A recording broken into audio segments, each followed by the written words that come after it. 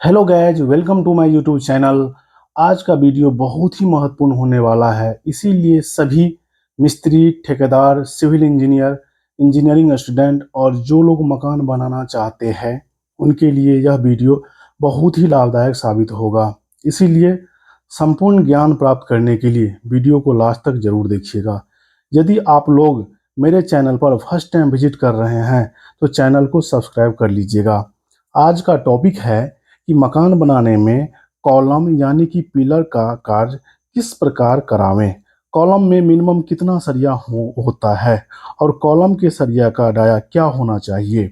Column में ring यानी कि स्टीरअप को कैसे बांधे और रिंग डाया क्या होना चाहिए। कॉलम के सरिया को कैसे लैप करें और लैपिंग लंबाई कितना होता है। कॉलम का कास्टिंग कैसे करावे।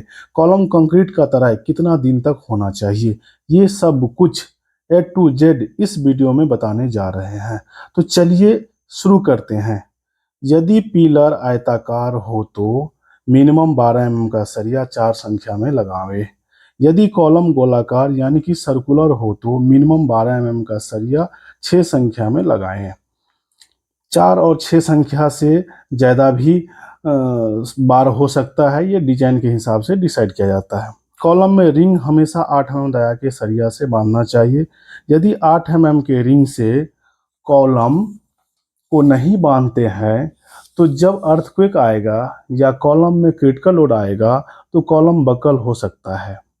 कॉलम रिंग को यदि कॉलम का ऊंचाई 10 फीट है तो 2.5 फीट माने 2.5 फीट नीचे और ऊपर से 2.5 फीट तक रिंग को 6 इंच दूरी पर बांधे और बीच के 5 फीट कॉलम पर 7 या 8 इंच पर रिंग को बांध सकते हैं।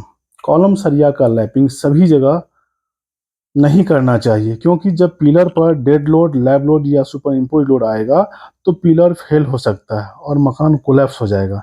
इसीलिए कॉलम का लैपिंग, यदि कॉलम 10 फीट ऊंचाई का है तो 2L/4 यानी कि 5 फीट, 5 फीट बीच के लंबाई में आधा सरिया ऊपर के 2.5 फीट और आधा सरिया नीचे की 2.5 फीट में बांधे, यानी कि लैपिंग स्टैगर्ड होना चाहिए।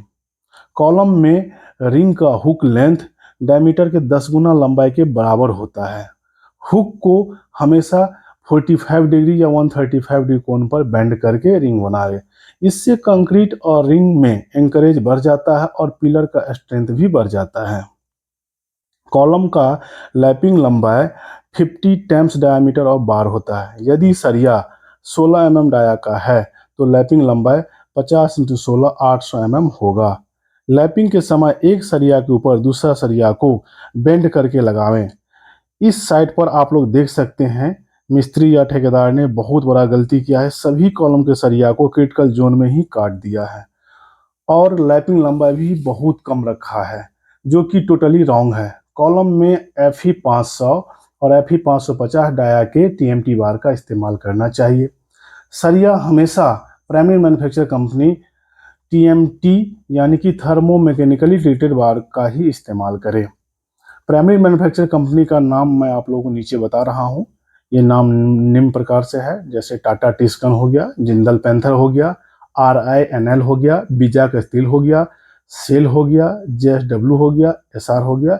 ये सब कंपनी का TMT बार आप लोग बिल्डिंग में इस्तेमाल कर सकते हैं। इस कंपनी के सरिया में कार्बन और सिलिकॉन का परसेंटेज परमिसिबल लिमिट में रहता है और ये कंपनी कभी भी रॉ मटेरियल में स्क्रैप का इस्तेमाल नहीं करता है।